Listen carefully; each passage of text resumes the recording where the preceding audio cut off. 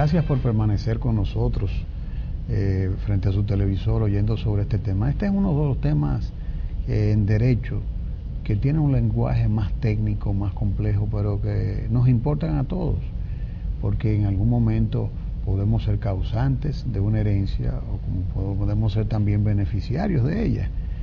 Lo que no tenemos, que nos hereden, o tenemos poca cosa, a veces no tenemos tanto problema.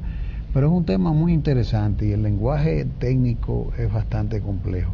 Habíamos quedado, Silverio, en la parte en que hablábamos de los testamentos y los cambios que ha sufrido los testamentos.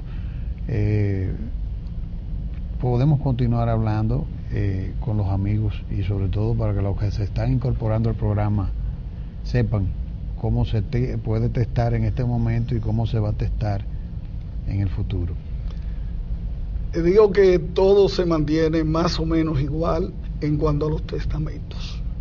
Tenemos tanto en el proyecto de código aprobado como en el Código Civil vigente, 3 tipos de testamentos, los principales, digamos. Sí, auténtico, que es lo que habíamos visto ya en el segmento anterior, el auténtico, el místico y el hológrafo. Exacto.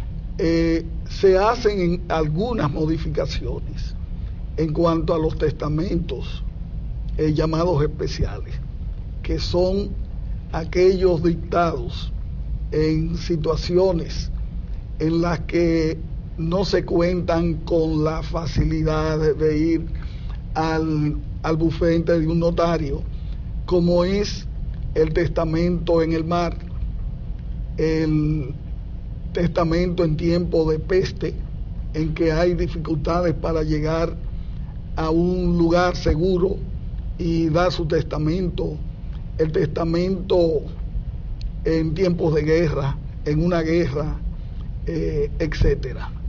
Es decir, que no hay grandes cambios. Yo podría entender que hay cambios en lo que se refiere a disposiciones como las liberalidades graduales y las liberalidades residuales. Las liberalidades graduales son aquellas mediante las cuales una persona impone una carga o grava la liberalidad en la forma de designar a una persona para que esa persona reciba un bien y a su muerte lo pase a una tercera persona previamente designada. Las liberalidades residuales son aquellas en las cuales esa persona que ha sido designada para recibir la sucesión y traspasársela a otra, recibe el bien donado o legado, pero solamente tiene la obligación de traspasarle a la persona designada a su muerte lo que le quede. Por eso se llama liberalidad residual. Esa es la situación. Perfecto. Y respecto al orden sucesoral, nosotros tenemos en el actual estadio de nuestra legislación un orden sucesoral, que sería bueno que tú te refieras a lo que tenemos actualmente y si sufre alguna modificación la cuestión del orden sucesoral. Lo primero es, para que los no abogados entiendan eso del orden. Exacto. Regularmente uno entiende, hasta que ve las disposiciones del Código Civil, que el hecho de uno ser pariente de una persona, eso asegura que uno va a recibir una parte de la sucesión, de su sucesión.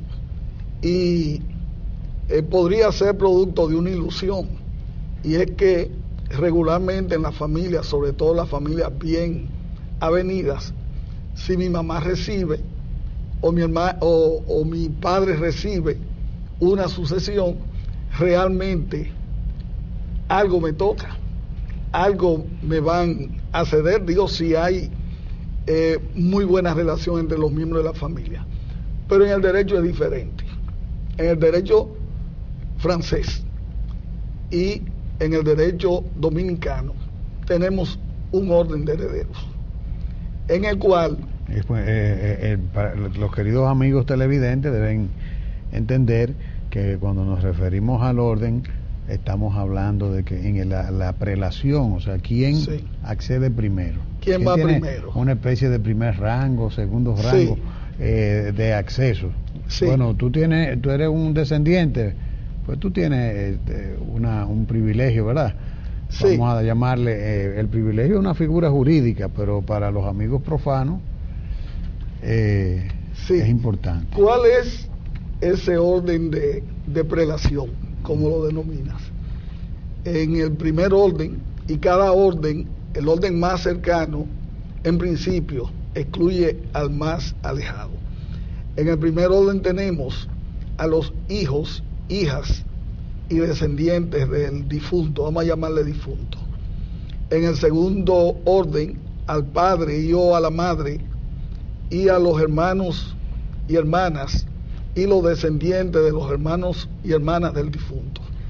En el tercer orden tenemos a los ascendientes, y en el cuarto orden tenemos a los colaterales ordinarios, que son los tíos, tías, primos, primas del difunto, hasta el 12º grado. Esa es la situación.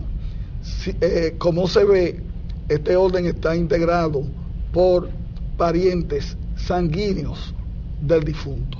En el caso de que no hubiere ninguno de estos parientes, o habiéndolo, estuviera excluido por indignidad o renuncia o desheredación, entonces la sucesión le va a corresponder al cónyuge superviviente, y en caso de que tampoco haya cónyuge superviviente hábil, al Estado.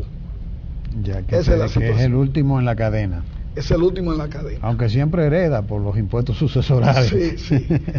Los 4 primeros son los llamados herederos regulares, y el cónyuge superviviente y el Estado en nuestro actual sistema son irregulares. De acuerdo, muy bien. O sea, las diferencias en este orden tampoco son tan significativas, o sea, en general, entre el actual estadio del Código Civil vigente y el proyecto del nuevo Código. En el proyecto nuevo sí hay una diferencia. Es bueno remarcar significativa. ¿Cuál es la diferencia? ¿Cuál es la diferencia? Remarcar ese punto. En nuestro país, en lo relativo al cónyuge superviviente, tenemos exactamente lo mismo que hemos tenido desde la promulgación del Código. Y ahí hay un cambio. En Francia, los derechos del cónyuge superviviente han tenido, por no decir sufrido, porque es para beneficiar al cónyuge superviviente, ha habido muchas modificaciones, todas para mejorar la situación del cónyuge superviviente. En el orden sucesoral. Sí, sí, perfecto. Entonces, en nuestro país, en la situación que tenemos en el código vigente, el cónyuge superviviente es un heredero irregular, lo que significa que para el cónyuge superviviente tener derecho a la sucesión o a una parte de la sucesión del de cuyos, es necesario que no haya ningún pariente, y nos vamos a encontrar con la situación totalmente anacrónica, que en este sentido un cónyuge solamente podría heredar a su pareja prefallecida en el caso de que no haya un primo hasta el 12º grado, que eso es demasiado. Demasiado. Sobre todo tomando en cuenta que no solamente en la familia moderna el cónyuge ocupa un lugar preferente, prioritario en los afectos de su pareja, sino que si nos remontamos con todas las dificultades que han habido y que conocemos, el producto de machismo, de una sociedad patriarcal y todo esto, si vemos el arte, la pintura sobre todo, todos sabemos que quien está al lado del esposo es siempre la esposa, más que los hijos, Claro. Y ni hablar que ni la madre ni el padre son los que aparecen por ahí. Entonces, sobre la base de consideraciones de tipo sociológica, la familia moderna desde hace mucho tiempo está conformada por la esposa, el esposo y los hijos. Ya esos casos de familias amplias, viviendo todos en una sola casa, ya realmente esa situación no se da.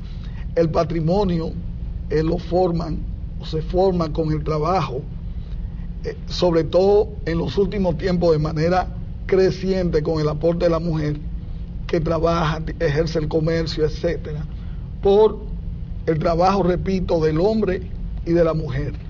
Y en la situación actual, por eso hablo de anacronismo, la situación de que el cónyuge superviviente, hombre o mujer, pero yo entiendo que afecta más a la mujer, deba esperar a que no haya ningún pariente sanguíneo hábil para recibir la sucesión, realmente es excesivo y no se compadece con la situación real, con la realidad económica, sociológica. Entonces, ¿cuál es la situación en el proyecto de código?